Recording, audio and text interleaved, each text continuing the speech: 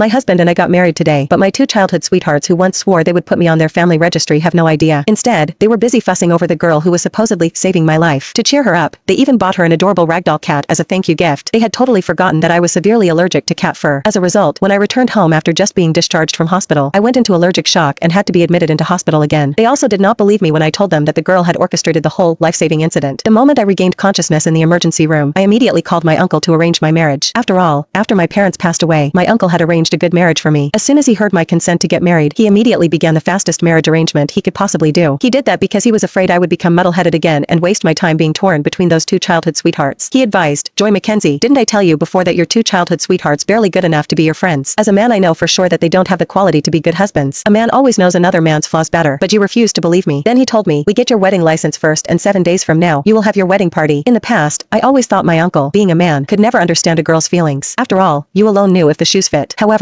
before I even put them on, those shoes had already hurt me countless times. "Uncle, send me his info. I'll schedule the registration now," I told him. Marriage was a decision between two people, so I had to take charge of something. As so happened, when I was about to set the appointment, Tom Weston and Jeff Lawrence heard my words and barged into the hospital room. They immediately asked me in unison, "What appointment are you talking about? What kind of register are you going to apply?" I saw no reason to hide it from them, so I answered honestly, "I'm getting married." The two of them exchanged glances. When they realized neither of them was my groom, they both let out a relieved laugh. "You're making a joke, right?" I did not pay any attention to them and continued booking my appointment on my phone. Out of curiosity, they leaned over, as they usually did, to take a look. However, before they could take a good look, Tom's cell phone rang. The sound was mimicking a cat's meow, a ringtone that he had especially set for Elizabeth Collins. "Tom, I think there's someone in my house. I always triple lock the door when I leave, but now it opens with just one twist," Lisbeth said in a panic. Without a word, Tom jumped up and he and Jeff rushed out together. While at it, Tom said, "Lisbeth, don't go inside. Wait for us at the usual spot." I listened to his panicked voice and the hurried footsteps as they faded down the hallway. They had not even known each other for a month, and they already had a usual spot just for the three of them. I smirked and confirmed the earliest possible date for the marriage registration. The day I was discharged from the hospital, Tom and Jeff finally showed their face again. The two of them were on the rush. They constantly urged me to speed up my pace, so I kindly told them if they had something more urgent, they were welcome to leave first. Jeff grumbled at Tom with a gloomy face. "Didn't I tell you to split up? Now Lisbeth is waiting for us, and if anything happens to her, you'll regret it." Tom shot back at Jeff, his eyes full of anger. "Do you think I want to be here?" Back then, they would have fought over who got to pick me up from the hospital. Now, I was nothing but a burden to them. I smiled and hailed a taxi from the street. Seeing this, they pulled me out of the taxi with annoyed faces. "Joy, what do you think you're doing? Huh? Lisbeth had organized a surprise party for you to celebrate your discharge from the hospital," they said. Without giving me a chance to refuse, they dragged me into their car. As soon as they closed the door, they immediately dialed Lisbeth's number and chatted animatedly with her the whole ride. I felt I had become invisible, so I closed my eyes to rest. Only when we reached the bar did I realize the so-called surprise for me was actually a birthday celebration for Lisbeth. With hands filled with beautiful wrapped gifts, Tom and Jeff hurried over toward her. Those were the same presents they had chosen for my birthday this year. Seeing that the gifts had a new owner and I had no interest in playing a supporting role, I turned around to leave. Suddenly, out of nowhere, a cat lunged at me.